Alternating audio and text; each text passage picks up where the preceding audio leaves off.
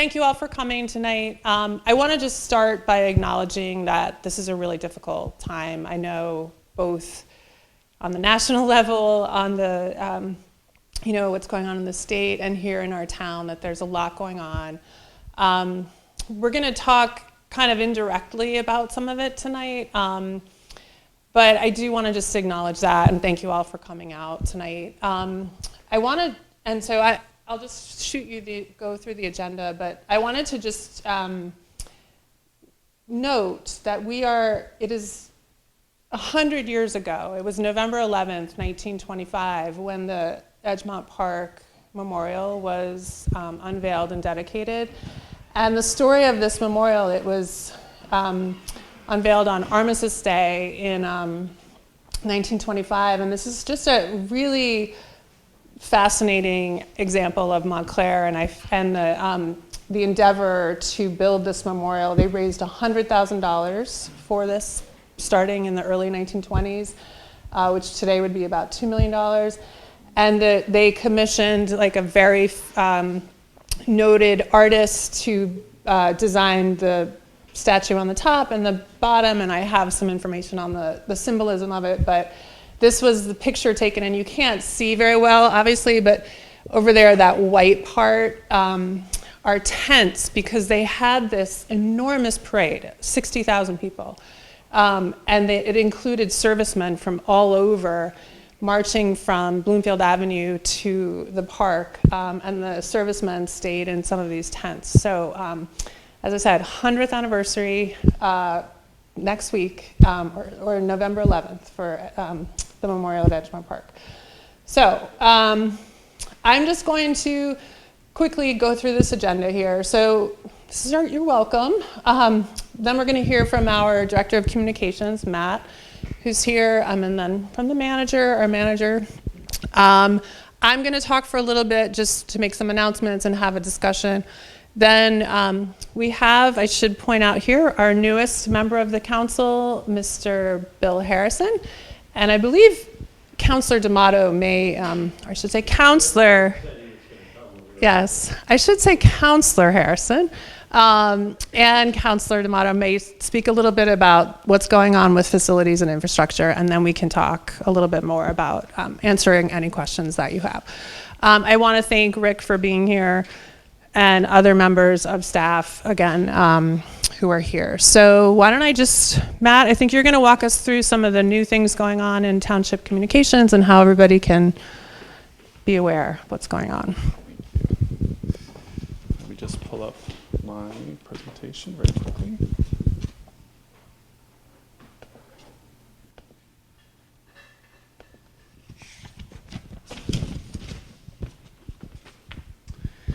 Good evening, everyone. My name is Matt. I'm the Communications Director.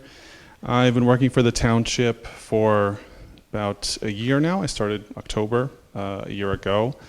My experience before this was mainly in nonprofits. I worked for the International Rescue Committee based in New York before that.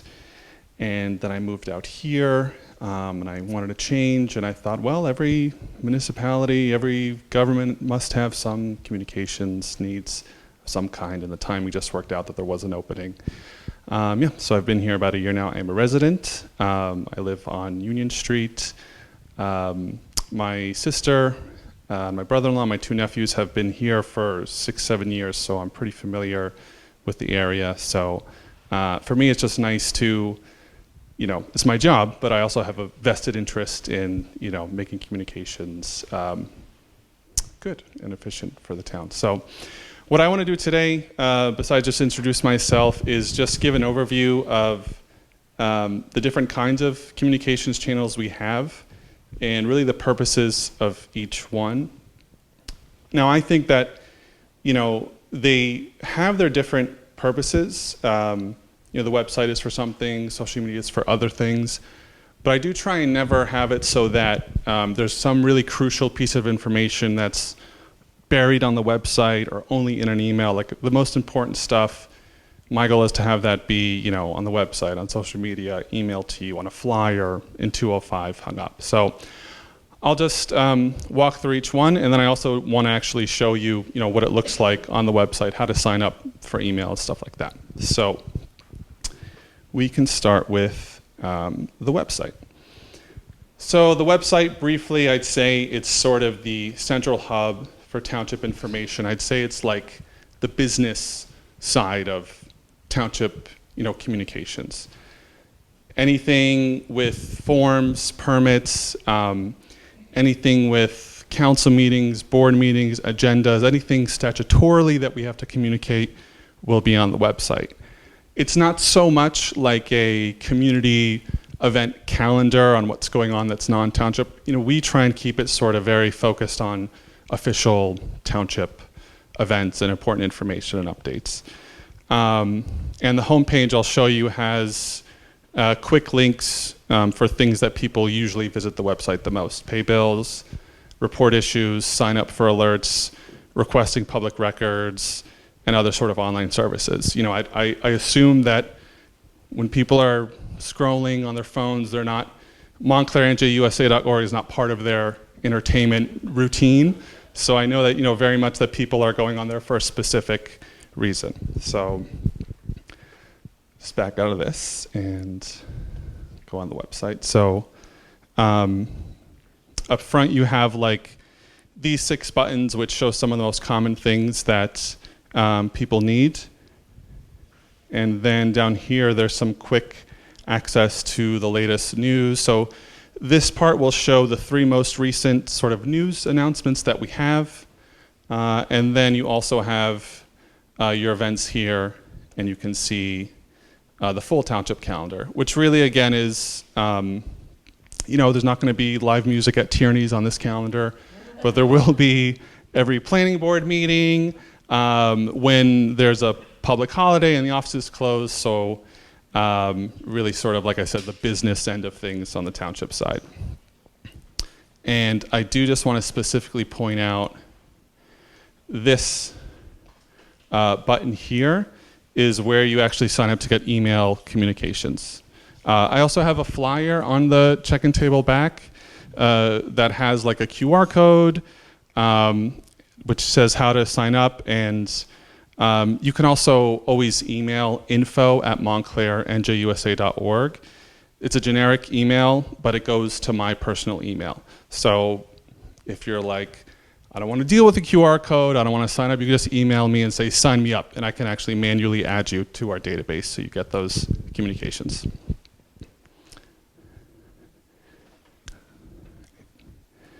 Okay, let's go back. And I just want to touch upon the email communication specifically. So the main things that we want to email out are the township newsletter, which is a monthly newsletter that really started when I came on board. I think we had one maybe years ago, and then it kind of fell by the wayside. And then when I started, that was sort of a need to have some regular newsletter go out. So we emailed that usually around the first week of each month. We'll email about meetings like this, public hearings, any sort of official township meetings. On the more sort of alert side, we'll communicate about road closures, weather advisories, if there's a water main break, stuff like that, stuff that is very important for everybody to know. And then just sort of miscellaneous information that would be relevant to most people in the community. So recent things we've emailed out include information on property tax relief programs, which Councilor Birmingham was really helpful in making sure we got out there. Information about voter registration, how the clerk's office can help you, hydrant flushing programs so that when your water runs brown, you don't freak out and it's normal. And surveys, so we did a big push for like a shuttle bus survey on if the town should reinstate like a jitney or shuttle bus. So in that case, we want to hear from everybody as possible. So that kind of thing we'll email out. And we have social media, of course. So our 2 main accounts are on Facebook and Instagram.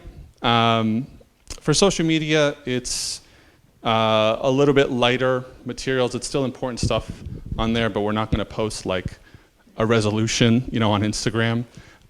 So on Instagram, you'll find like stuff, events that aren't necessarily township events, but sometimes the counselors like really want to make sure people know about it, so they'll send me stuff to share on there. We have our YouTube, which is just Montclair Government, and that's handled by Rick. So all of our official meetings will be on the YouTube. And my little disclaimer with social media is that it's not monitored for comments or messages. It's not like an official township channel where if you comment, hey, there's a pothole here, we're not going to be responding to that one. So I always just want to make that clear. It's very much just a sort of a one-way, and that's because we have channels for receiving resident input. And then I want to point out other of our organizations have their own social media channels that are much better than the ones I manage. I just manage Facebook and Instagram for the township. So the police department puts out a lot of great content on Facebook and Instagram. Our recreation department has their own Facebook. I will never beat puppies and cats. So our Facebook animal shelter, I think they have like 16,000 followers. Our township main one has 5, so just to give you a sense. And the library also has their own channels as well.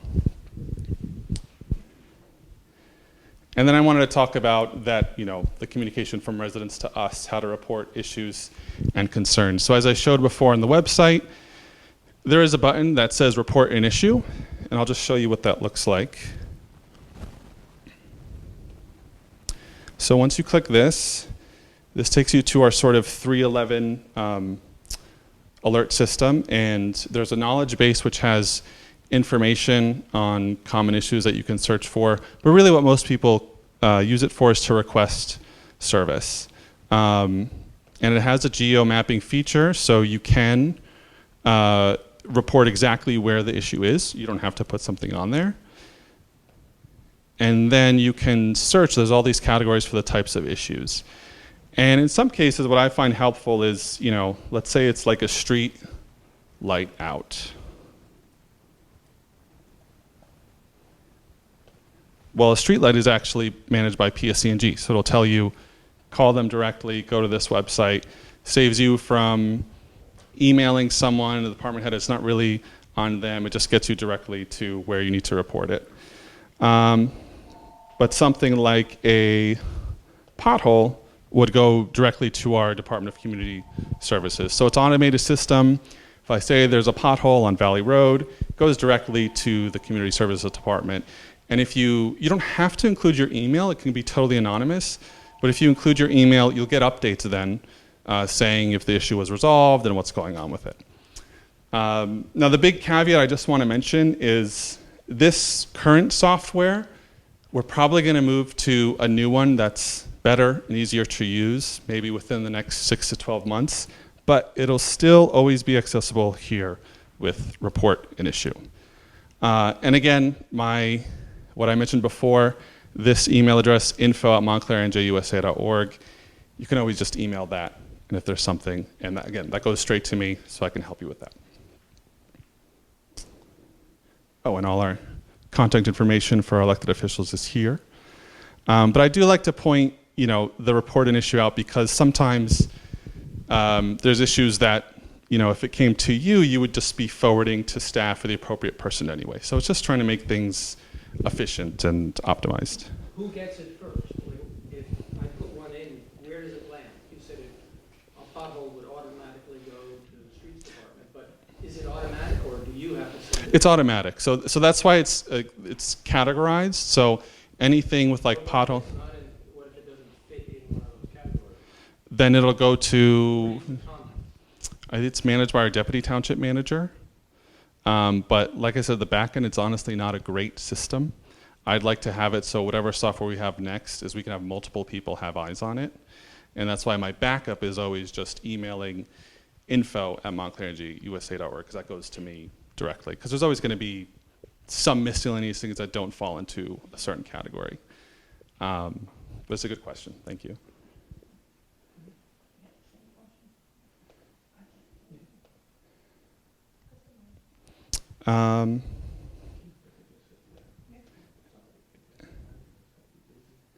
And yeah, that's really it. You know, my final plug for the generic email address, of course I have my own, mamaral@montclairnjdusa.org, but that's easier to remember.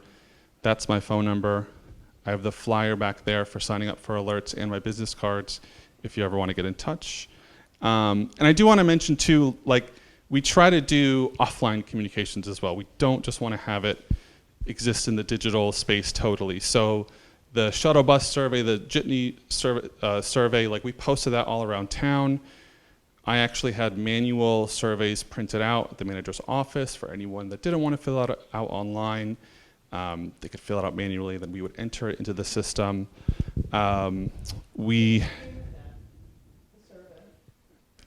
My understanding, it's being analyzed now. It was closed, I think sometime in October, and now it's sitting with the, I always forget the name of the exact committee, Public Transit Mobility Committee? Yeah, headed by Councilor Anderson, and activists as well. Stephen, the township manager, worked on this sort of cover letter explaining the budget and breaking it down. That was mailed out in the tax bill, so that was another sort of offline communication in addition to being online. So, you know, we try to cover our bases as much as possible. Sometimes things slip through the cracks, but, you know, we try. So, any questions? None? Okay. I'll leave it at that. I don't know who's next.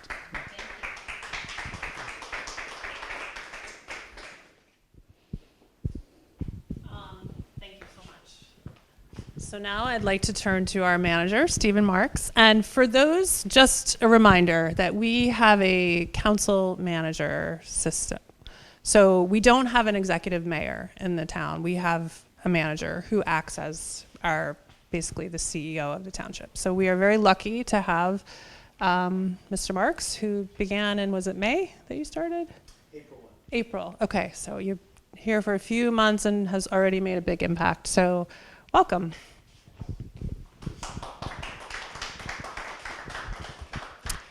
So, who am I and what am I doing here and where am I from? So, I have a master's degree in public administration from Rutgers University. I have a bachelor's of political science from College of New Jersey. I spent 18 years working for Hudson County, 10 years of which were as planning director for the Planning Board, Open Space Advisory Board, Economic Development Committee. I was in Hoboken for 8 years. I should say today is the 13th anniversary of Superstorm Sandy. That was very formative for my career. I spent 8 years in Hoboken. Most of the 8 years was doing post-disaster recovery, emergency management planning. Also, I am a licensed professional planner and state licensed and nationally certified public planner, urban planner. I spent a lot of my career working on stormwater management issues, drainage issues, and green infrastructure. I think Hoboken is probably a national leader. I know we were meeting with some residents from Burnside last night about flooding issues just immediately north of here. And a good deal of my career, I'm a certified floodplain manager as well. A good deal of my career has been spent on flooding issues, floodplain management, emergency management, stormwater management, et cetera. I spent the last 5 years working as the town administrator for the town of Kearney. So similar, 4 wards, 40,000 people, $90 million budget, 400 municipal employees, similar characteristics in terms of governance and the size of municipal government. So I've been here for a little over 6 months. In the 6 months that I've been here, we introduced a budget. The mayor and council approved on June 3rd. Had a 1.98% tax increase below the rate of inflation. The mayor and council approved a complete streets ordinance. Safe streets is extremely important here in Montclair. people from the outside, I mean, people drive like nuts. I mean, there's, it's a pass-through community. I think people are probably avoiding Route 3 and Route 46 and trying to zoom through Montclair as fast as possible. And it's definitely creates safety issues in the township. So the mayor and council approved a complete streets ordinance. We hired a complete streets director. Unfortunately, she was here for 3 or 4 months or so. She made an impact. It wasn't the right fit for her, and we are currently advertising for a new complete streets director, which is unfortunate, but we have to move on. We're also advertising for municipal engineer at the time as well. Our engineering services are taken care of by an outside contractor, Negley Engineering. We're testing the market to see if there are qualified people who could come in as a municipal engineer to see if that's a better fit than an outside consultant.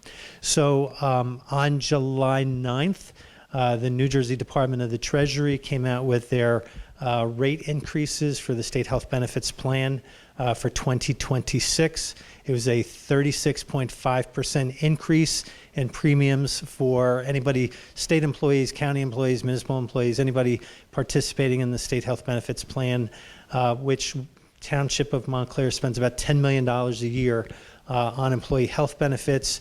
That would have translated into an almost $4 million increase just in one line item of next year's budget. So we are looking to, actually the mayor and council passed a resolution at the last council meeting leaving the state health benefits plan. We're actually going to a different network that we think will be more cost effective in the long run. B, we've instituted a hiring freeze for non-essential employees, and we're also looking at basically freezing discretionary spending. So those are some of the things. By statute, Eileen mentioned we are a Faulkner Act municipality council manager form. Under the state statute creating the council manager form of government, the township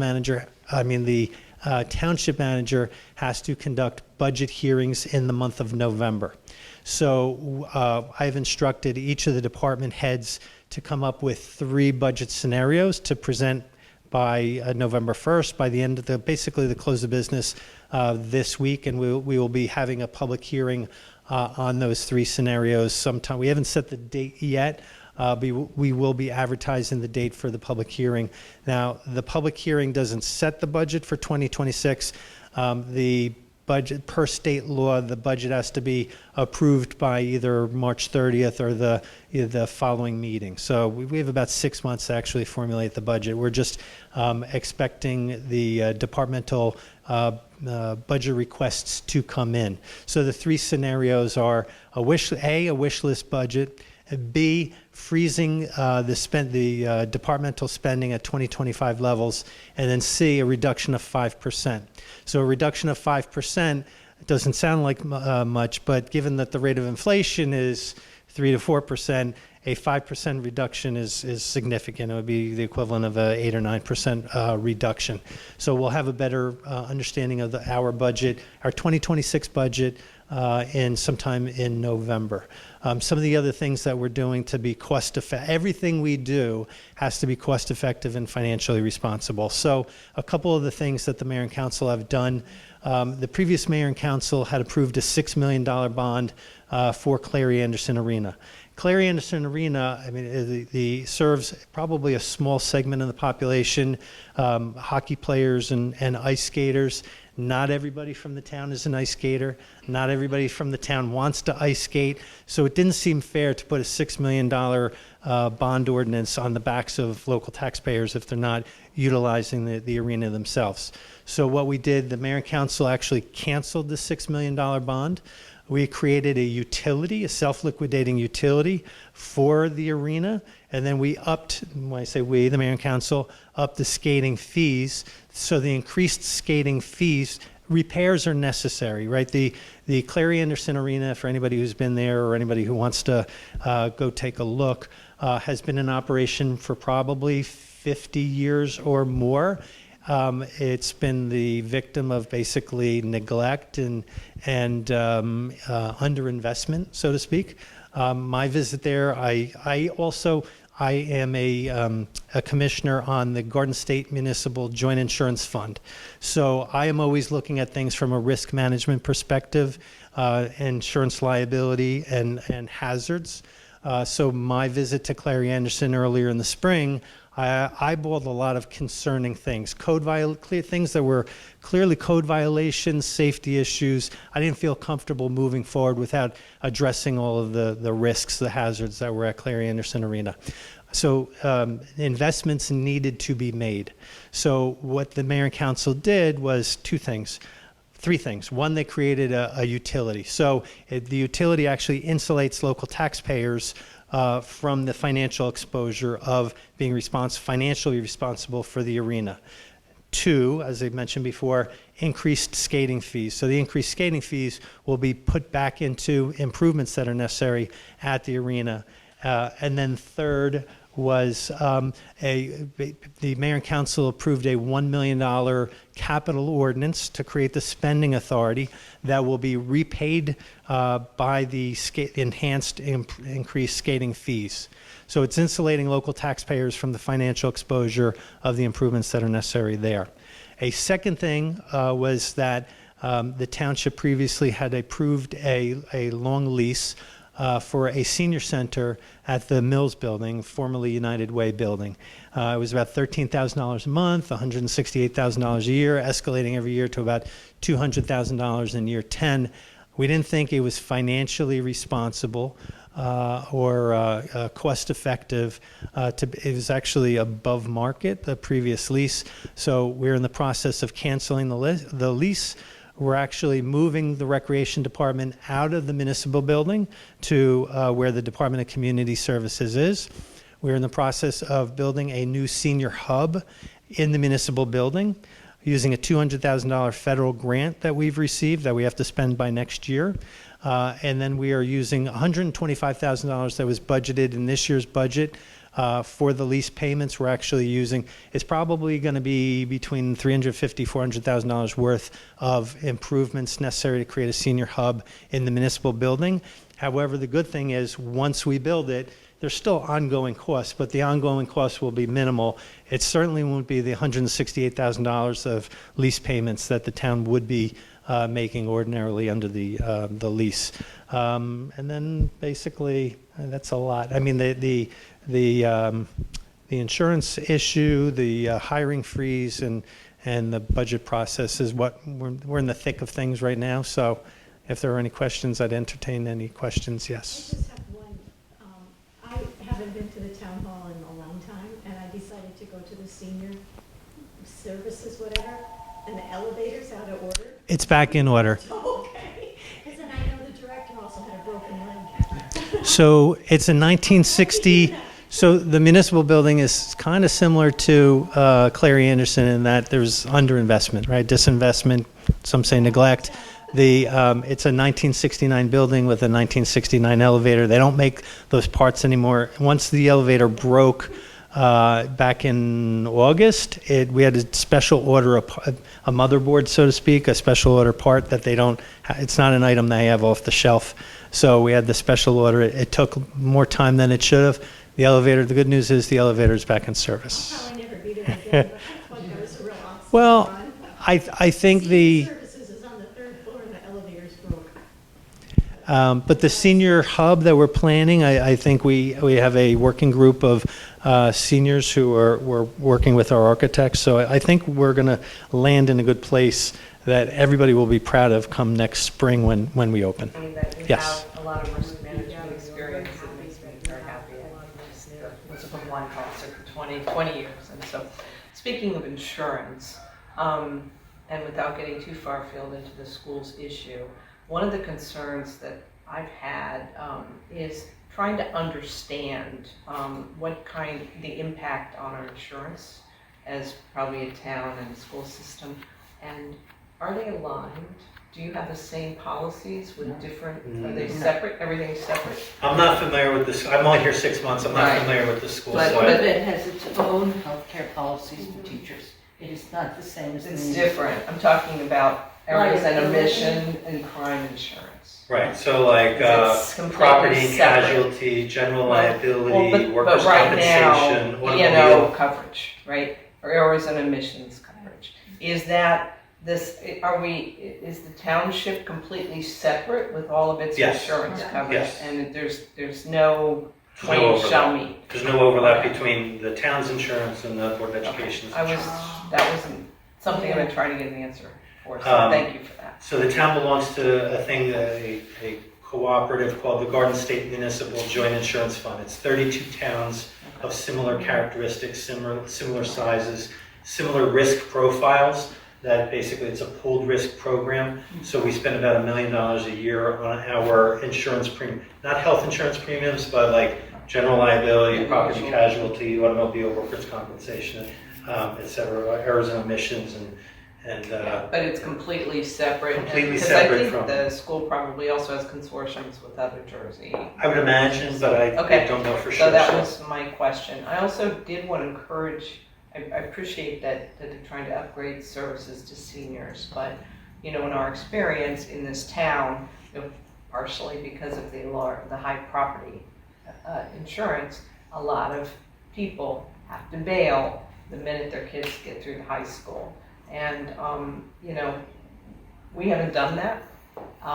We don't really want to do that, but I think that, investment in seniors is a good investment. You want to have a community that is representative, not, it's great that you have the young families, but I think it's a vibrant community also invested in seniors.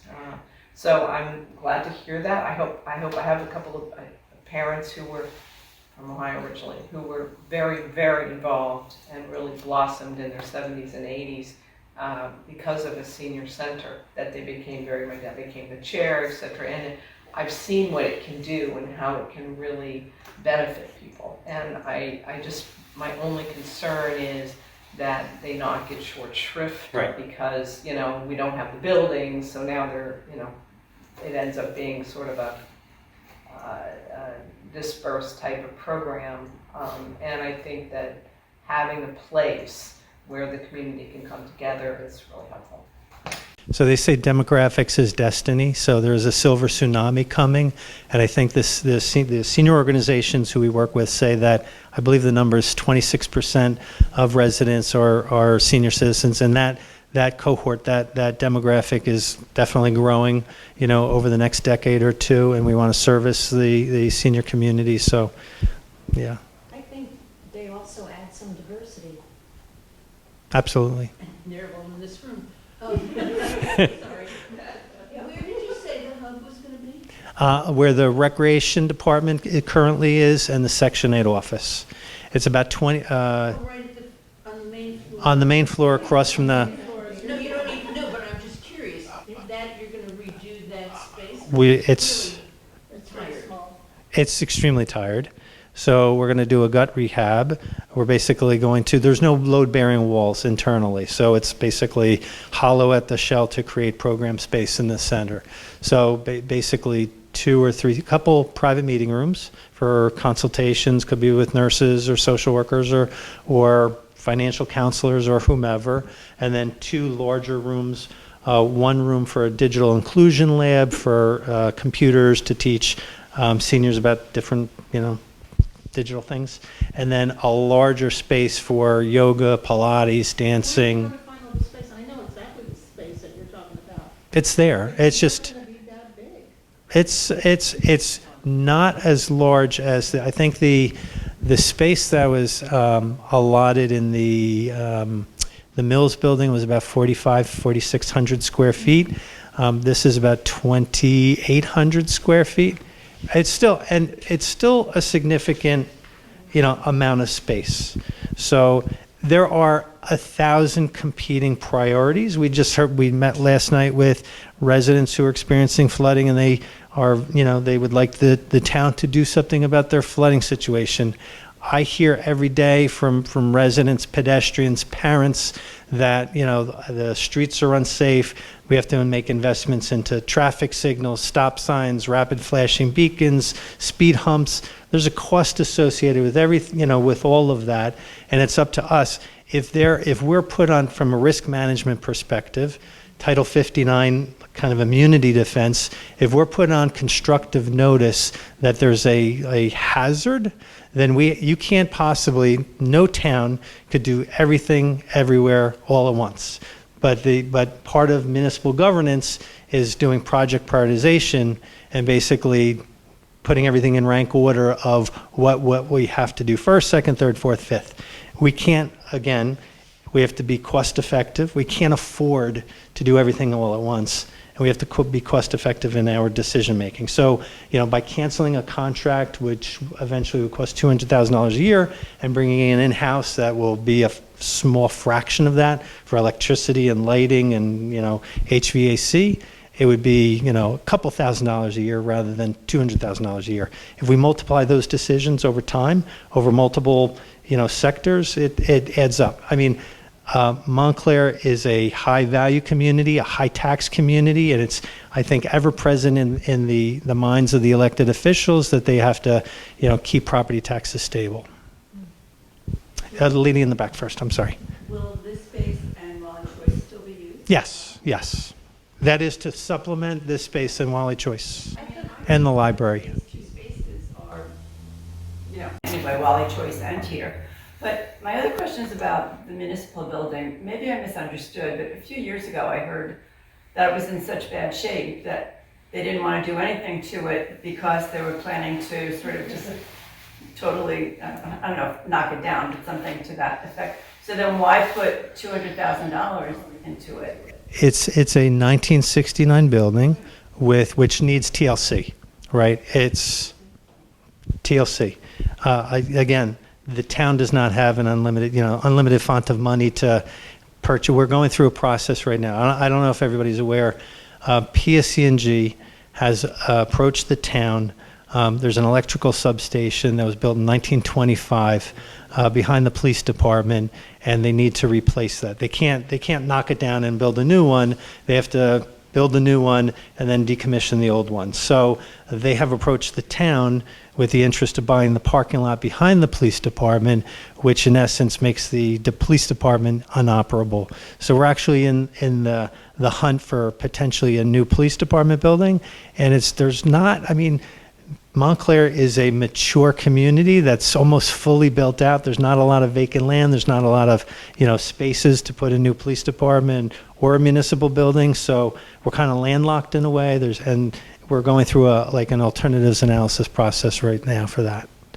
So we're going to have to make, even though the building is, 56 years old, we're going to have to make it work. It's still structurally sound, but it needs, repair. You have to make the investment into repairs to keep it going. You're talking in a community where homes are 100 and some years old, 1969. What have you guys been doing all along? So I'm only here for 6 months, so I can't tell you, right? It's I've been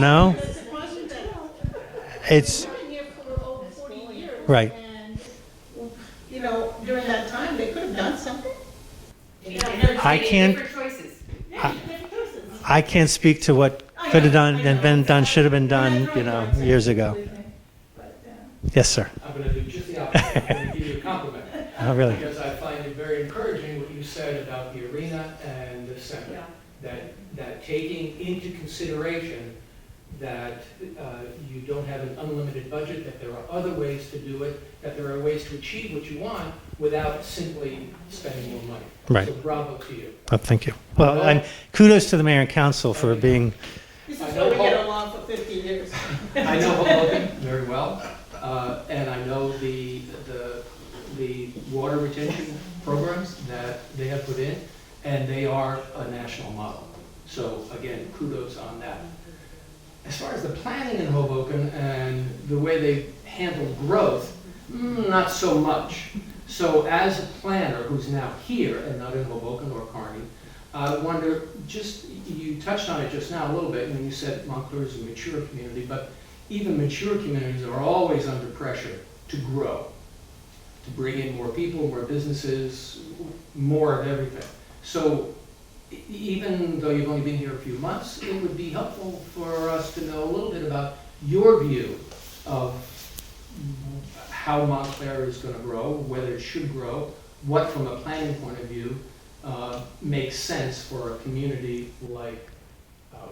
There are 3 spaces, I think, that are probably ripe for redevelopment. And when I say redevelopment, it would have to be a community-driven process with a lot of public input, and not anything that anybody views as the township or the mayor and council imposing on the community, but something that percolates up from the community, from the residents, from the neighbors.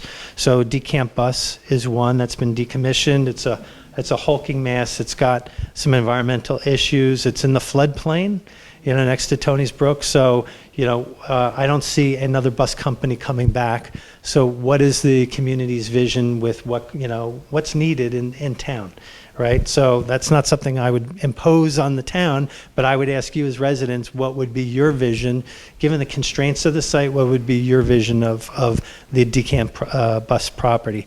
The second is it's called the Gateway 2 redevelopment area, which is essentially the area where the police department is. So the town had gone through the process of designating that as an area in need of redevelopment. That's where the old office is, and where the PSC&G is planning to build their electrical substation. That I think is ripe. Some of the buildings are older, they're dilapidated, they're in need of rehabilitation. What does the community, and especially the neighbors, what would they like to see? Are they content with it being kind of the way it is?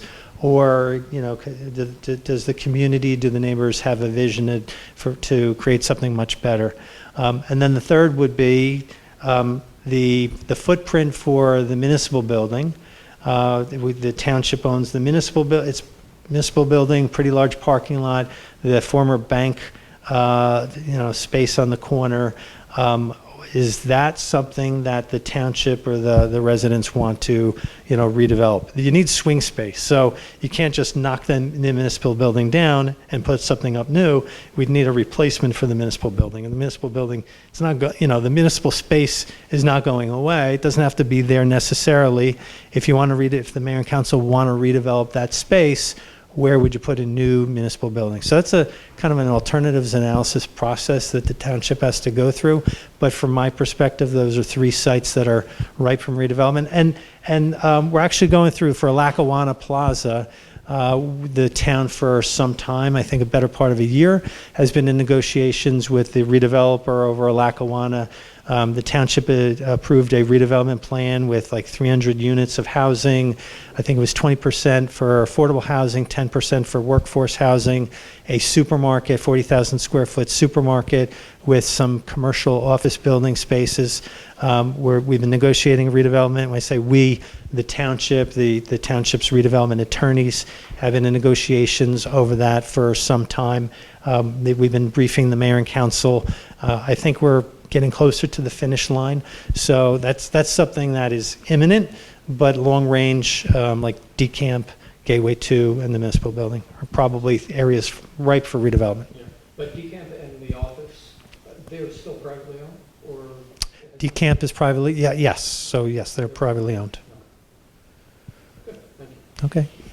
Anything else? Any other questions? All right. Thank you very much.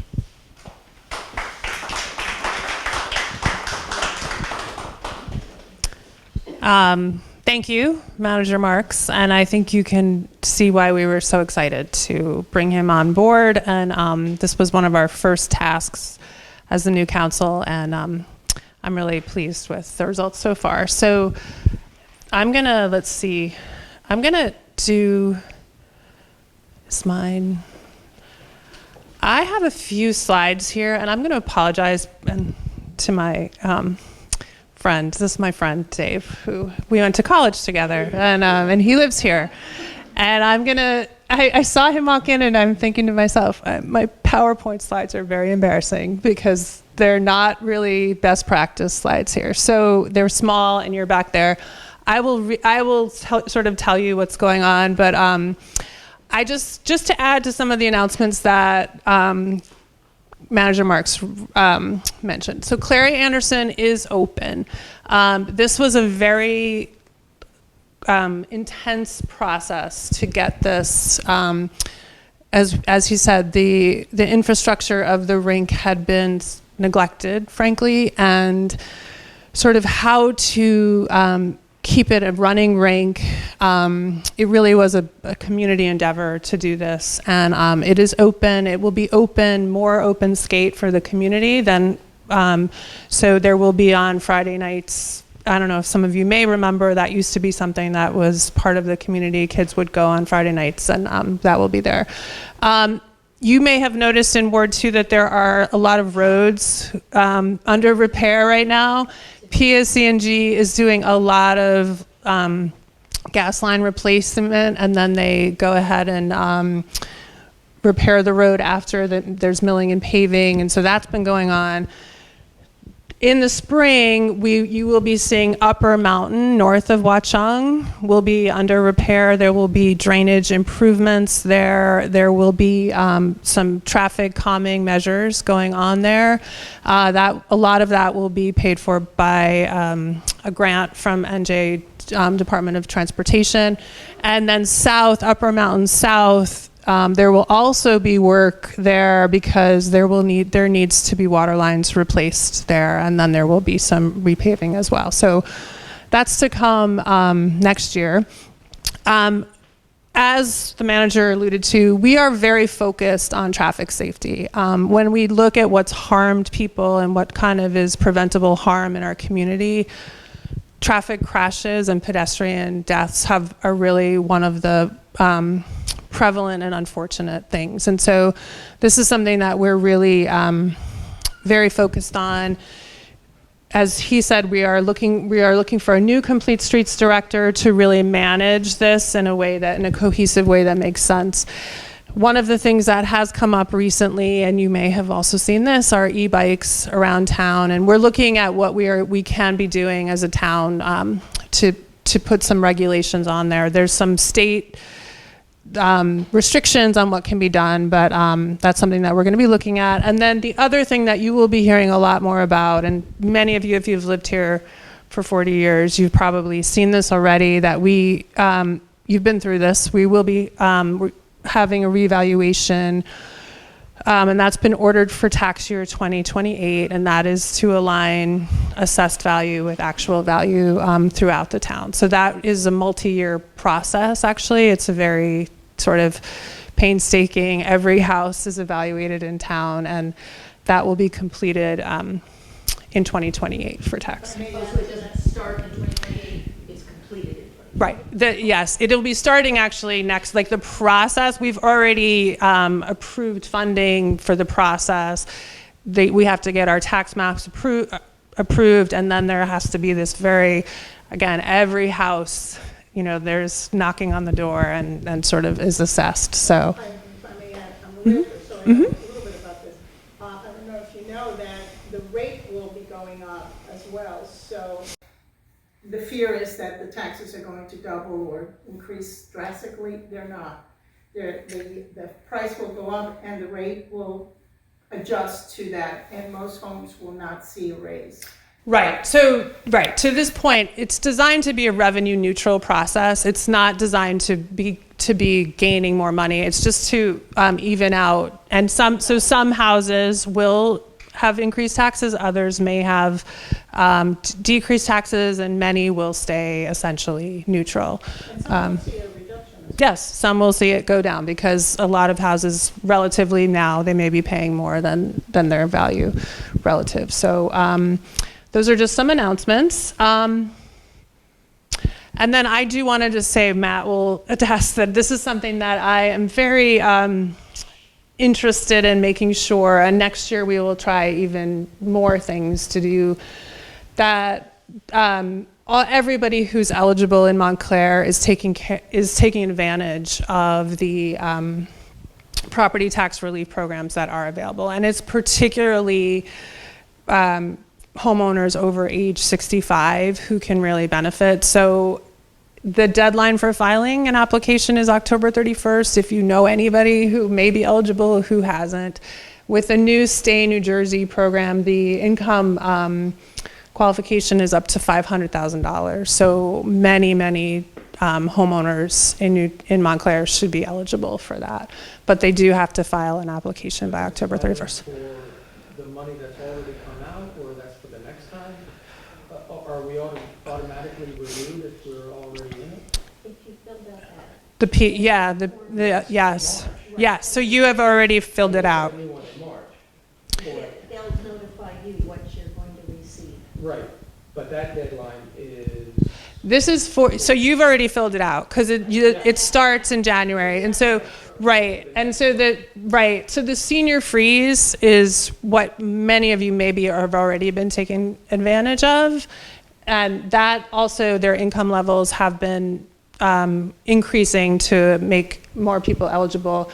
The state of New Jersey is new this year, but it's one application. You send it in, and the state then figures out for you what is the most advantageous way. So you just have to fill out the one application, and they will do the work for you. The senior freeze will not apply to most of us who live in Montclair. If you're making, over 160 or something, right. Let's hope it's funded. But the senior freeze is up to, right, and the senior freeze is a $6,500. It's $6,500 this year, so it's not nothing. $6,500 is right. I mean, you should get up to $6,500 if you, Okay.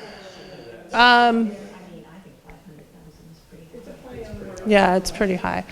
Okay, I'm going to take a few minutes here, and this is going to be a little bit in the weeds. I know you said in the weeds, but I'm an in the weeds person because I really believe the devil is really in details.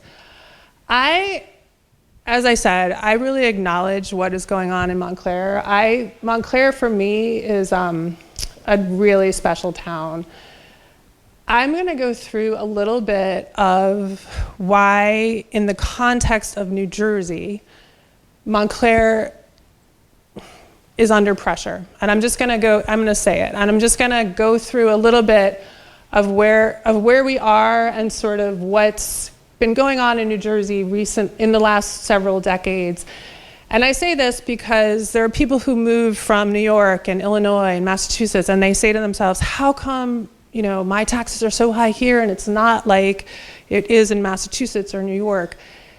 Or even here, we might say, how come it's not like it was 40 years ago or 30 years ago? And so, 4 years ago, 2,200. yeah,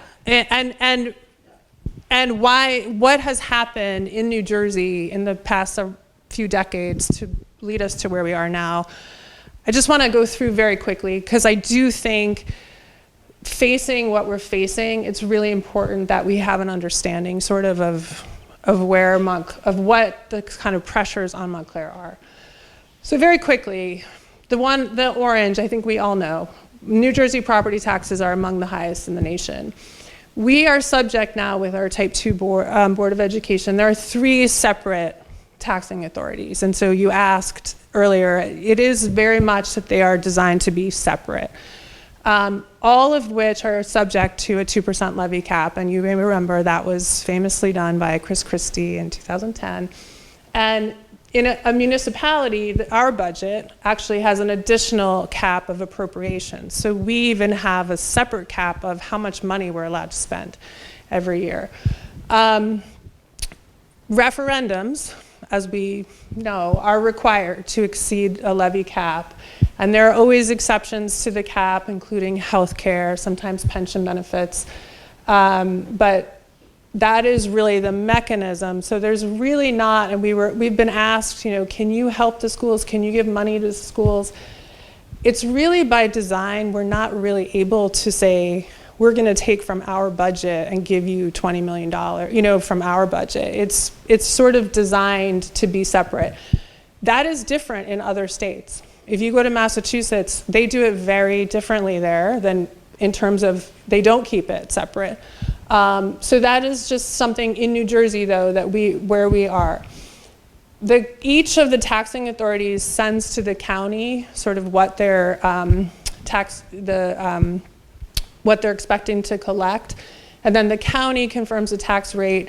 The municipality collects the taxes, And then we send out the money to the schools and then the counties. And that's sort of the way that it works. New Jersey has this, what's a relatively progressive tax structure. So we have a graduated income tax. Those who make more money pay more money in taxes.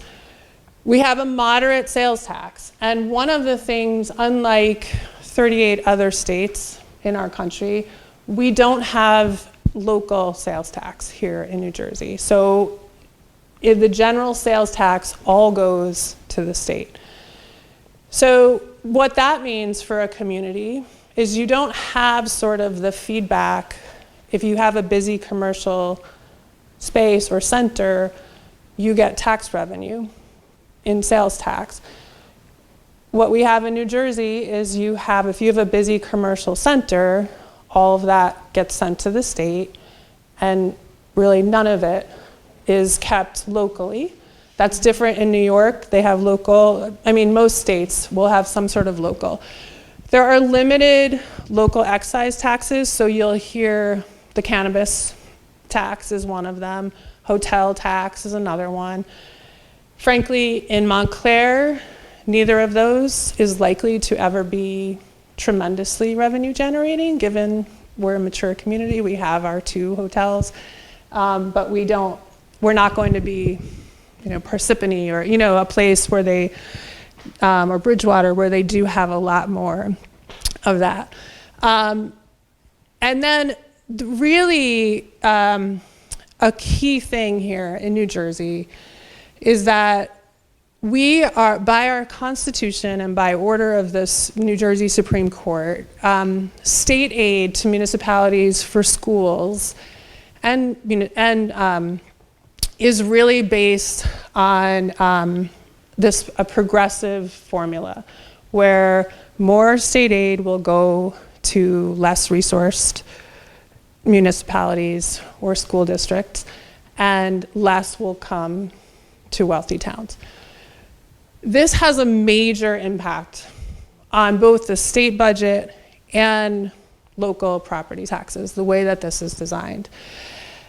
In general, so we know for schools, this is a major thing, and then for municipalities, we've seen state aid and has just been steadily being reduced over years as well. And most of this is based on what's called, and this is longstanding, aggregate equalized wealth. So when I say equalized wealth, what New Jersey does every year is they will look and say, okay, your properties are assessed at $700,000 average, but in fact, your houses are selling for $1.5 million. So they will every year be looking at what is your true value based on actual, home sales. And for Montclair, I will show you a chart just in the past few years, and if you're a realtor, you probably have seen this. But the reason that this is important, these calculations, is because they determine school, particularly school aid. They also determine our county tax burden and how much money we have to send to the county. Other things to know about New Jersey, and the top one here, I feel like is one of the least discussed but most important things in terms of how property taxes and municipal government is working in New Jersey. The pension system in the 1990s in New Jersey was absolutely catastrophically damaged. We went from having a very nice funded pension system to it becoming a political pawn and a political casualty, frankly, of several decisions made by different politicians. And basically what they did is they kicked the can down the road. They said in the 90s, we're not making these payments, and basically future generations will make them, and that means now. And I'll show you in a little bit how much we're paying now that was not paid back then. So that's the first thing that I think we have to really be conscious of. The other thing that the manager alluded to is that the state health insurance also, they've just released a report that it's essentially in a death spiral, which is sounds a little bit hyperbolic, but they were trying to make this point that it's not a sustainable situation right now. Our costs have just been increasing really dramatically in recent years.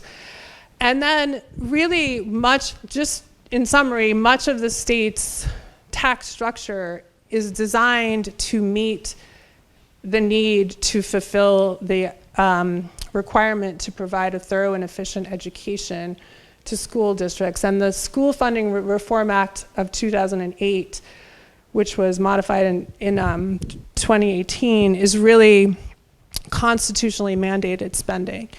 And you will hear every year when the state is doing their budget, two things, right? You're always hearing, are they funding the pensions? Are they funding the schools according to the formula, right? Like those are two things that constantly kind of drive the New Jersey state economy. And you hear about it on the state level, but I think it's really important to see how it plays out on the local level. And so particularly for Montclair. So in this context, Montclair, with our equalized property values, they have increased over time, particularly in the last few years, skyrocketing post-pandemic. And it's mostly driven by an increase in residential property. So not commercial property, but residential property. And when you look at the value of commercial property, it's less than 10% of our rateable tax base. And it's similar, and people you wouldn't think this probably if you drive around Montclair, but it's very similar to Glen Ridge and Westfield and Ridgewood. And so we have a relative commercial tax base that looks a lot like Glen Ridge. And so the take home here is that when you have less than 10% commercial ratables and less than 10% of your state aid coming from, of your school, of state aid coming to your schools, this is going to be very expensive for residential taxpayers, and it's just a sort of sobering fact. And I'll just show you a little bit more how this plays out. This is kind of a wonky slide, but this is Montclair in the red here compared to the rest of the state in terms of the average sales prices of homes. And you can see, starting post-pandemic, literally we're up to the average of 1.4 million. And that puts our equalized wealth, it's 11 billion, it's close, I'll show you on the next slide, but you can see that there's just been this sort of skyrocketing here in Montclair. This is just to drive home that point. This is Glen Ridge's relative tax base. This is Montclair's. They look very similar. And this is just, again, because people will say, like, oh, Glen Ridge is just this residential community. The medical center that exists is 6%, 6 to 7% of Glen Ridge's tax base is just those buildings. Whereas we have 7 commercial centers and keeping the infrastructure, to maintain all of those infrastructures, but still, again, relatively similar amount of rateable. This slide, don't worry too much, but I just wanted to, because it's lots of numbers, but I was comparing, and these are each from a different county, different towns, and the manager had mentioned Kearney, and it does fit nicely because the population is similar. But you can see the equalized wealth is very different between Montclair and Kearney. You can also see that the commercial and industrial ratables in Kearney and Wayne are much higher relatively. And so what you can see, and what you also can see, is that Kearney, for example, they have fewer students, but their per student is higher than Montclair. But when it comes down to it, because, I'll just show you here. So they're getting, it's 100 million when you combine the school and the county aid, $100 million, with this 30% paying the 30% commercial paying the taxes, you wind up a much lower school tax, so you have 132 to 59. Divide that by the number of residential taxpayers, and they're going to get an average residential tax bill of $13,000, whereas here in Montclair, we're close to 21. Similarly with Wayne, Wayne is more populous, but has, again, this big commercial. We know Wayne has a big commercial space. Similar municipal spending, actually. But again, it comes to, they're also not getting a lot of aid there, but because they have this commercial space, they're down to 14K. And then Westfield is a town that I often hear people asking about. And Westfield is in a similar situation in that they have little commercial industrial space and also getting not a lot of aid. So their taxes are also up a little bit. You can see that their municipal government is quite a bit leaner than Montclair's in terms of just, and there are reasons, and so this isn't designed to necessarily be comparing, because we can do that in a different exercise, but just to give you a sort of idea of, again, when you're in New Jersey, and the major lever of income locally is property taxes, and in New Jersey you're expected to do a lot with your property taxes. It gets expensive. This is another thing that kind of blew my mind a little bit, but I'll just show you. So Newark is the biggest city in the state. They have almost 60,000, between 50 and 60,000 students. Their property tax levy for the schools is in the blue, is essentially the same as what ours is. They get so much funding. They get over $1 billion in aid from the state for their schools. And so you can just see here, right? Like, we're getting very little from the state in the orange. And our property tax levy, and this is even, Newark is almost 50%. It's 45% commercial. But because of the formula that we have, they're less resourced, and they're going to get a lot of aid from the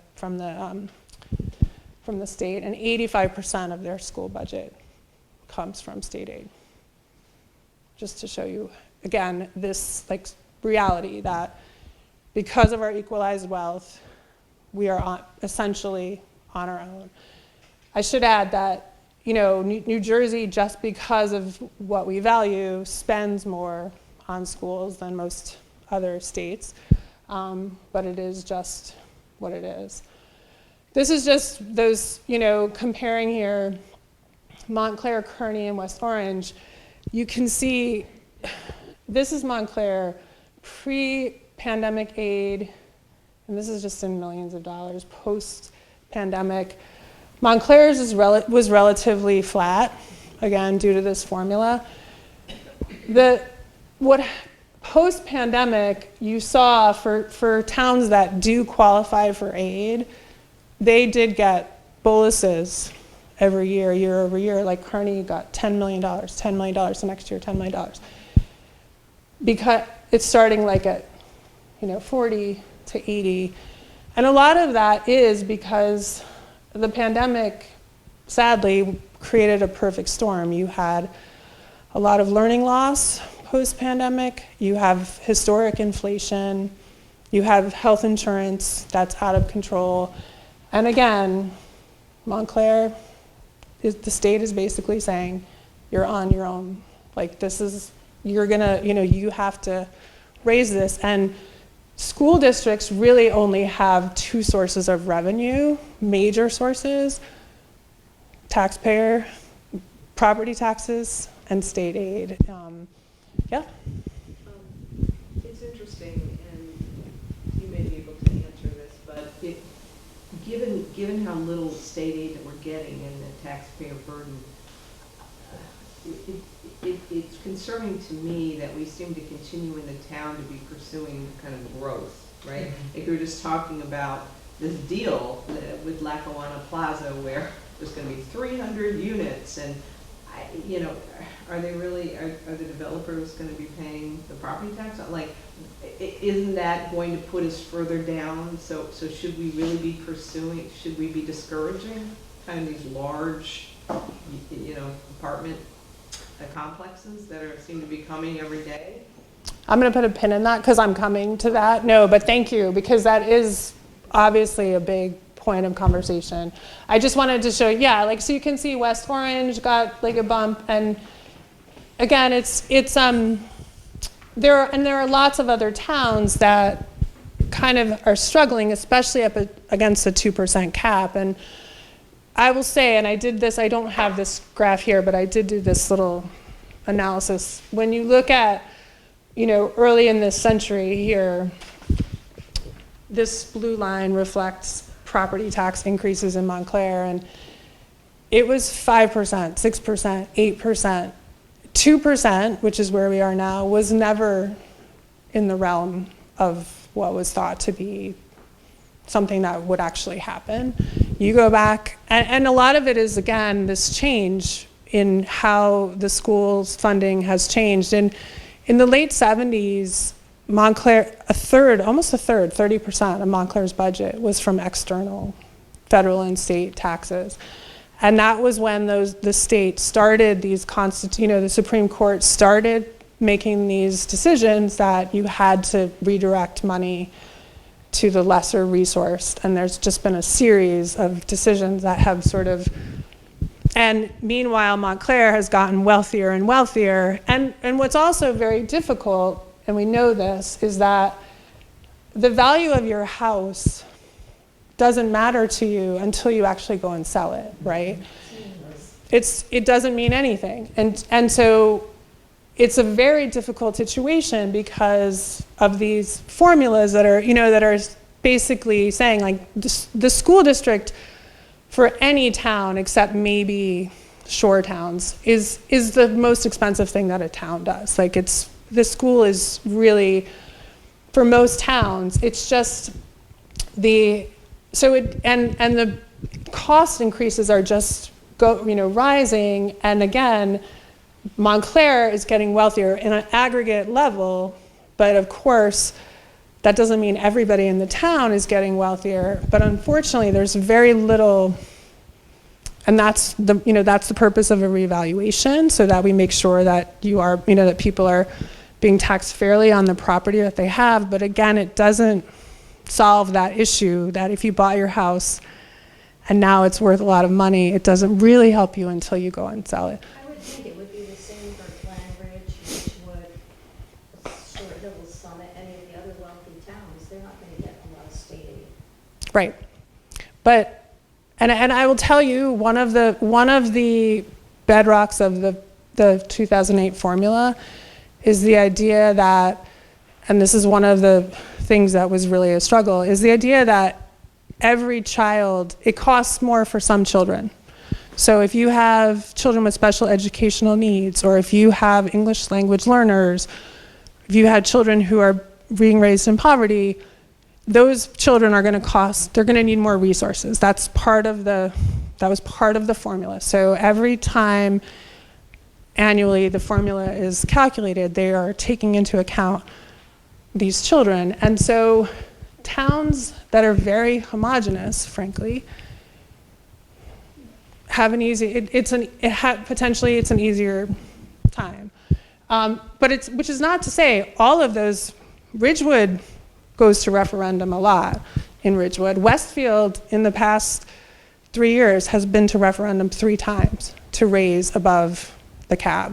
So it's not just, and unfortunately a lot of the towns like Tom's River also, and the solution has been, okay, let's let the towns go above 2%, which isn't really a great solution, in terms of fiscal sustainability. So Again, just to put this is how I see our fiscal reality, is that we are required to pay, and even beyond, I don't really want to get too much, although into the current situation, because I'm not excusing what happened at all. But just that the New Jersey system is such that our school district is going to be paid for by the residential taxpayers mostly. We are heavily residential, so we don't have a big commercial tax base. The other, and this was alluded to here, that the employee costs account, both in the school district and the town, account for a largest share of budget. And cost of employees has increased a lot beyond general inflation. And that includes health insurance, pensions, and this is where I see my fellow council members are here, and they're going to talk a little bit about our aging infrastructure, because as it's been alluded to, there's been we all know we all have 100-year-old houses. We are always doing upkeep on our houses. And in some cases, some of our buildings need care. And so this is a reality here. I just want to show you, this is a little thing I did here. In 2000, this is what an employee would cost. This is a public safety personnel here. Again, because if you adjust that for inflation to make it into $20-25, we would be paying this much.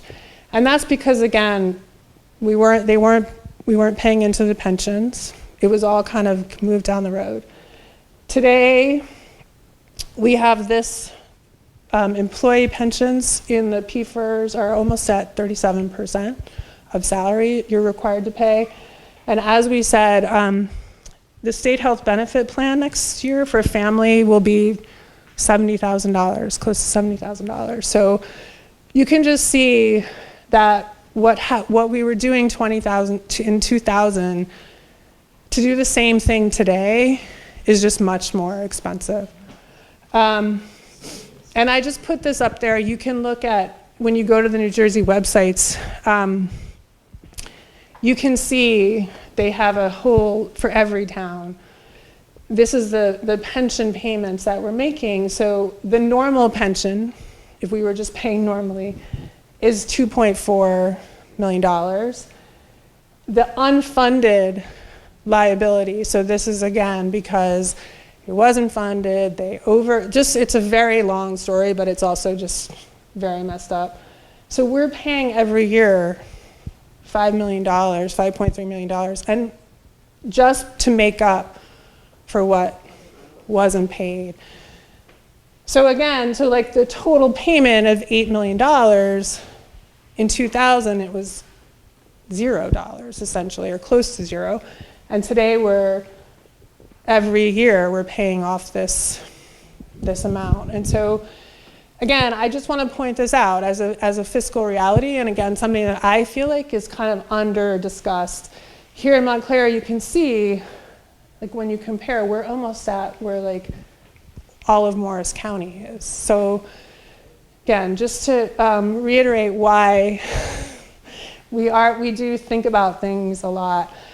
And because I do think we really need to try and get ourselves on a sustainable path, given all of the pressures that I've just described. We are trying to pay close attention to municipal spending, and we're looking for cost avoidance in our health insurance spending. And again, I want to say that for employees, this is also gets to be very expensive. And so it's really, and I think health insurance, we're hearing, and is very expensive for many people, but we are looking to try and figure out something more sustainable. We have the statutory costs, which I just showed you in terms of the pensions.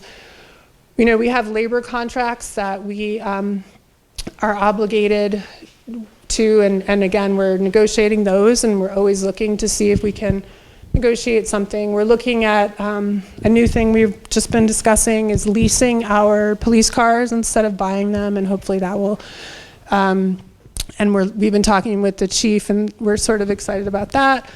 Again, we have facilities and capital projects that we need to do. And, and so that brings us to revenue and where you can generate revenue. And it is true that a municipality does have the ability to more than schools, because schools really do only have two major sources. And again, in Montclair, it's really one major source.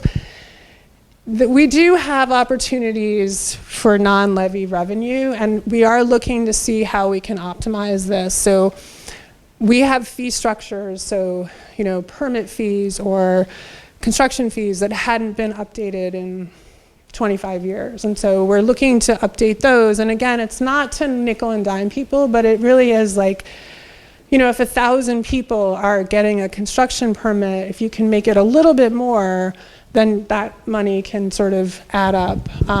We are looking, we've had cannabis licenses available. Our one retailer went out last year, and so we are looking to replace, and there are some, I think, coming on soon.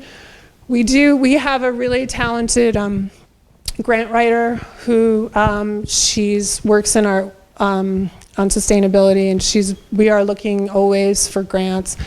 And then I highlighted pilots because that's always a larger discussion, but that is something that there is pilot revenue to the idea of what are the long-term costs when you put in big developments. That is a definite a conversation.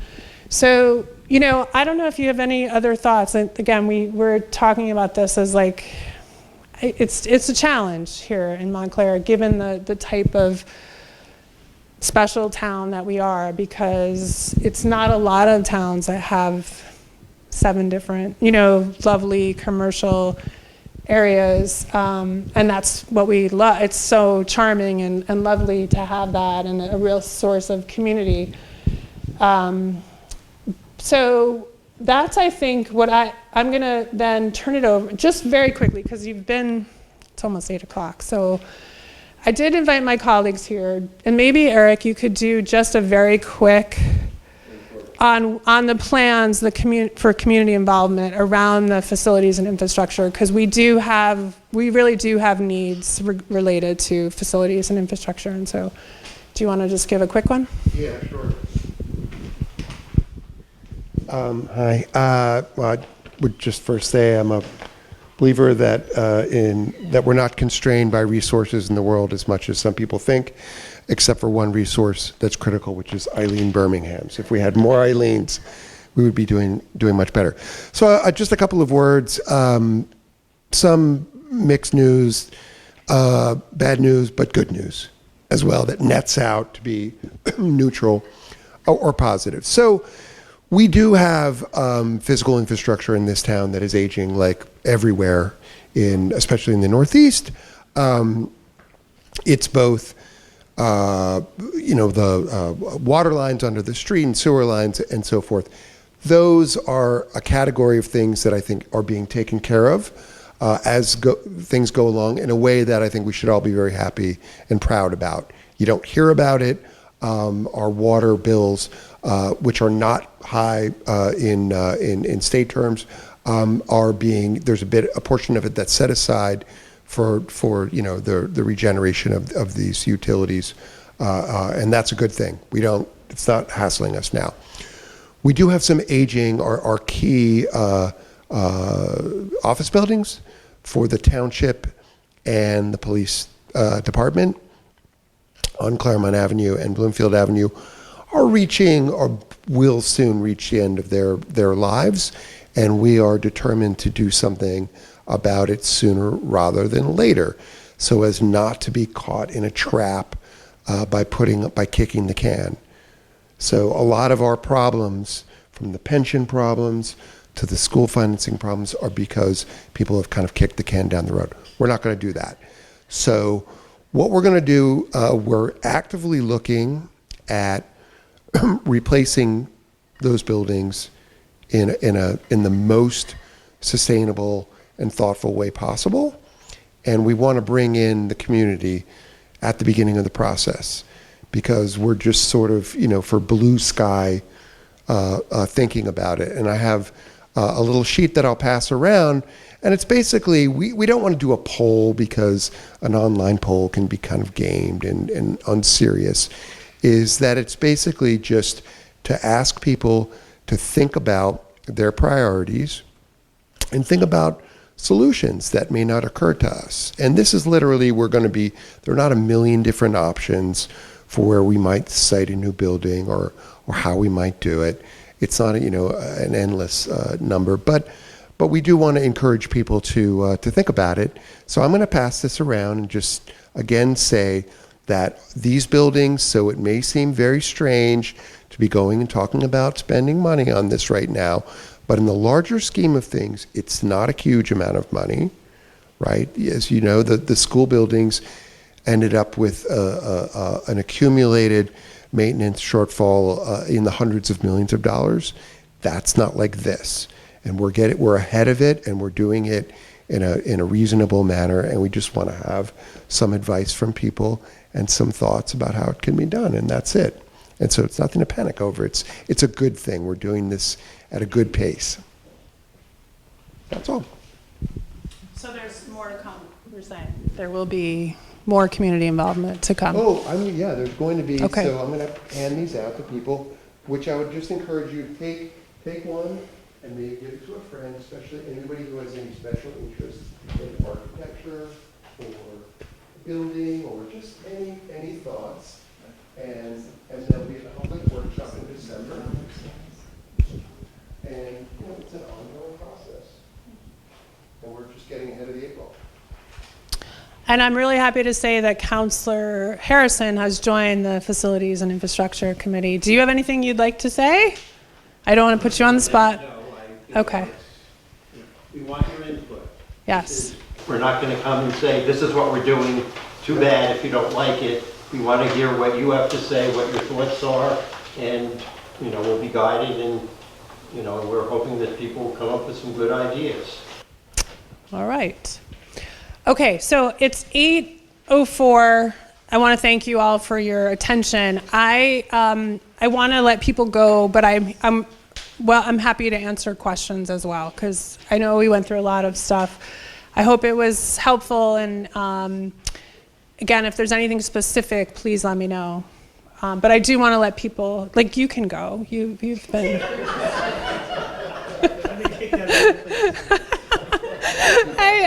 He's always it's the and. $20 million that we can't find in the school district. It's going to be put up, I guess, for a referendum or something, or for a vote. Yeah. But we're going to be stuck with it. Somebody's got to pay for that. Or they'll send monitoring. Yeah. State monitoring. Because that money is still spent. for it. What's that? I'm sorry. The money has to be spent. Or the cuts we need. Yes, I mean. So it's going to fall on us, all of us. So we're looking to have an increase of an average of $1,700, $1,800 for 2024, and another $700 increase for this year. And for 10 Yeah. years. That's, If it passes. that is coming from the Board of Ed as the taxing authority. There'll be a state money. If it doesn't pass, I believe question 1 means that we have to take it's called a loan from the state, but essentially what they're doing is just giving you aid early. So that means With the interest, which we still have. No, there's no interest. there's no interest. It's just, but you do have to pay for the monitor. So, but they are just giving you your aid early over 10 years. And then if question 2 doesn't pass, it just means many, many layoffs in the schools because it's this year's budget.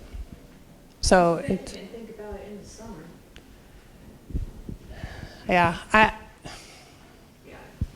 it's a really difficult situation, I will say. Anything the council can do to support the DOE. Yeah. I realize that there's the difference in. Yeah, and I think we can look for, exactly. I mean, and that's sort of what I wanted to point out is that even though we're 3 separate taxing authority, and again, it's not like this in every state, but here in New Jersey, we are 3 separate, but of course we're just paying 1 bill. You're not necessarily getting to choose what you pay money for. And so I think we will look to see where we might be able to, if we could do shared, so, anything that we could potentially, have some. Thing there needs to be a forensic audit, and I know that that's a sticking point, and it's getting delayed because they want money, they want everyone to vote. But I think, I don't know if there would be any way that the council could help support that earlier, because I think that's also making it very difficult to have a vote if you don't really know what went down. Yeah. Exactly. Yeah. And it seems like if you don't vote yes for question 2, you don't get the audit. Yeah, and that's something, again, this is separate from us, and even a forensic audit, you could not get it done before December 8th. Like it's. But the biggest question is, why wasn't somebody watching? My question is, does the Board of Ed have any insurance that would come into play here? Because we don't know what happened, it can't just be missing, so is it incompetence, was there like? Yep. And it happened awfully quickly. I think that's part of it, is just the speed. No, you're not. It's not yours.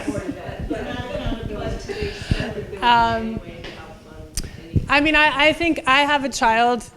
I have a child in the school district. I'm a pediatrician, and so there is nothing I consider more important than children and raising readers and raising people who are, thriving. And so anything that is within our power, but again, we have a very separate. You also have to think about the person who lives, that I know, on Upper Mountain Ave by the college with no sidewalk, thank God, or should have to fix it, who lives on a fixed income of $60,000 a year. She's a widow. She can't pay this. Right. And her house, she was so happy. Her house was appraised over $600. I thought, oh no. Not everyone can pay it. Yeah, and that is one of, as I said, it's one of the very difficult things, that where there's no mechanism within a town to really be able to say you can pay it's. You want diversity, but you're going to lose it. And it's fair. It's a real challenge. And I will say, like, there are many school districts who are, like Nutley had West Orange had an enormous deficit, and it's. Yeah, so I can't really comment too much. I will just say, as I said, it is not something that I take lightly and that I'm dismissive of. It's just, Because I do think, yeah. no, I mean, I think there's a perception, I'm more of a lurker online, right? But there is a perception, I think, that that the council has been very hands-off with it, and somehow that's more, again, I'm just expressing this, I'm not saying I agree with it, but somehow it's because they want to keep their hands clean versus that they are completely powerless to do anything to help. Yeah. That's all. And Yeah, I think it's a perception issue, but Yeah, but I guess you really are powerless to help. Well, as I said, we're separate. And so even for us, we have to sign shared service agreement. It's almost like, if you have it with a different town, you're signing a shared service. It's sort of similar. It's not all of that. Like in terms of, we share property, in fields. And so there's definitely kind of, but in this situation, and again, it happened very rapidly, it's really, we've talked about this, it's really, again, because we don't have, as you can see, we don't have a lot of money that's not earmarked other places. I don't know if the town would get involved, and I was concerned that would it be mail-in or just one person? Because I can't think of a lot of 80-year-olds that can go between 4 and 8 o'clock at night. I did hear it would be a mail-in. Yeah, I think that it's, I don't, yeah, I think it is working this similar way to other elections, but we can confirm that it's. Easy Ride is also giving free round trips. I know a lot of people don't go out after Communication skills. Yeah. Because if Yeah. you're not on social media, you don't know about this. My husband doesn't know about this. One of your slides had sustainability at the top, and it's just, this is not sustainable for us. Even if we got through this, Yeah. What happens next after that?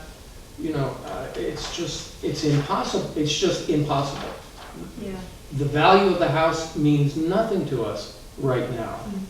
And there's nothing we can do, and it keeps going up.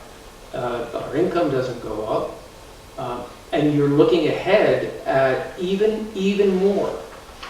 This, or all of the other things, it becomes impossible. We put up with a lot over 40 years. Watch the taxes go up, continue to pay after the kids were out of school. We continued, we stayed here, we loved it. But I can tell you absolutely, this was it. This is it, I'm done. I don't see any answer here other than more pain in the future. Well, there is the state takeover. Yeah, I mean, State takeover of the education department? Go ask Newark what happened after the state right. takeover. No, I mean, and I will say, I agree, this is very sobering. I think one of the issues, not to put too much commentary, is when we make unrealistic promises to each other, it doesn't work out well. And so we just have to, I'm showing you this because I believe it's important. And again, I don't have an easy fix for it, but it is the reality of where we live.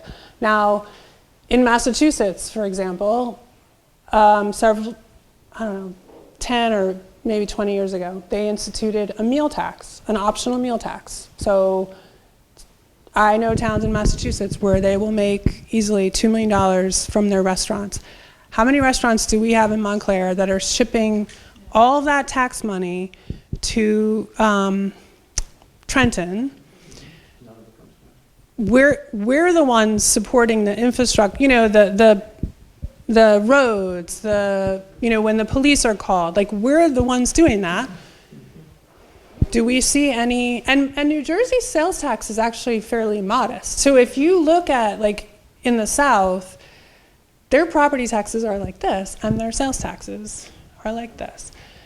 Should we work to something a little bit more moderate? So I don't disagree with you. I mean, it's hard and it's stressful. I think it is really just just to show you sort of what we're considering, why we have to prioritize, because we can't be all things to all people, and we do have a lot of pressing needs. But I do want to acknowledge, I mean, all of the way that it's unfolding and how quickly it's unfolding and the extent. Yeah, and again, it is not,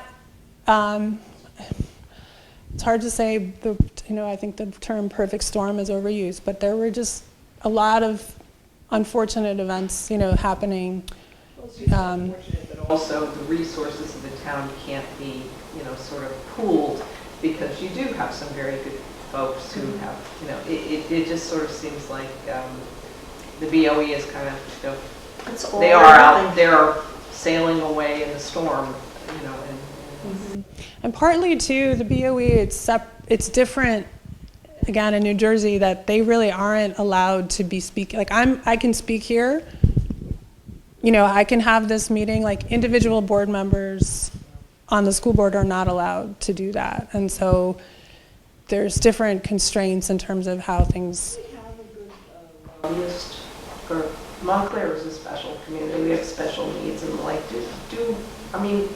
have, Andy Kim, actually that's feds, I guess, but on the state side, are we, As of next Wednesday, I think this is, if you're wondering why I don't look so distraught, we are going to have the best possible advocate of all time, a governor, and then potentially another congressperson from Montclair. And then also, I'm going to leave right now and say that systems have problems and have slack in them. That's good news right now, because we can make it better, right? That school system has a lot of problems. We have a superintendent that I think is very determined, and they're not going to make the same mistake that they made before. That's very clear. But So, in the meantime, there's a lot of money to be paid, and a lot of widows. there's a lot of money to be paid, but I mean, if you look at the two questions separately, that's not necessarily the case. I got that right here. Right, and again, you know, problems can be worked on. And I really believe that, like, we have good people. There are good people in both I think places. we could have really good people, but we still have to pay this, you know, 1,100 proportionally. Yeah, but, and then the other for 10 years. So let me do a couple of things. The Stay New Jersey, which is the main new program, and the others are designed to deal with property tax increases. $6,500 is not a small amount of money, and is larger than what having to pay extra to the Board of Education. The question really is one of, is that how the state should be doing this, or should the state be taking that money and giving more money to towns and school districts that way, rather than giving it to individual people? But you know, the reality is, for people who are eligible for that, and that's income under $500,000, you're getting $6,500 from the state. But that's if it continues. I have no assurance that it will. Well, Depends on the outcome. I mean, every year they used to go right. through, I did this You know, for but my I think, friend. you know, in addition to hopefully having a governor from Jersey, our, you know, Elixon, our assembly person, who will almost I guess I definitely be can't reelected, help. it got a lot of money in this year's state budget for the town in a variety of ways, and I think we had not had that for several years, getting that, and I think that's important, but it's, you know, it's going to, you know, but my concern, to repeat what you're saying, is one of the consequences of this is a lot of lower income people in town are going to leave. Yes. Okay. Or Yeah. they can't leave because Well, given, some of them are like, well, they can't necessarily, they want to age in place. yes, I'm And not young. I don't really think the 6,500 is going to keep going, but I think they should lower the income. I would agree totally. Yeah, I mean, You know, but I it doesn't, am it still doesn't questioning why equate. Yeah. someone with $500,000. $490,000 It never was. This is the income first year. needs. Yeah. It was never that way before. On another note, Sure. Okay, all right. Do you want to ask your question and then? on another note, it Okay. has nothing to do with anything like that. We do have a leash law. This is how we started. Oh, no, I can bear to hear it. We do have a It leash should law, be but enforced. it's not enforced. And I'll tell you, we've had an incident where a dog was not leashed, knocked him down, and he nearly cracked his head on the steps, on the concrete steps. That was one. And just recently, just this week, a very dear friend, former Montclarian, lost her son because the dog was loose, knocked him over, cracked his head open, and he died. 41 years old. So we do need to have that leash law enforced. It's really bad in Anderson It Park. This really, park here is the it's worst. bad even in front of our own house. Yeah.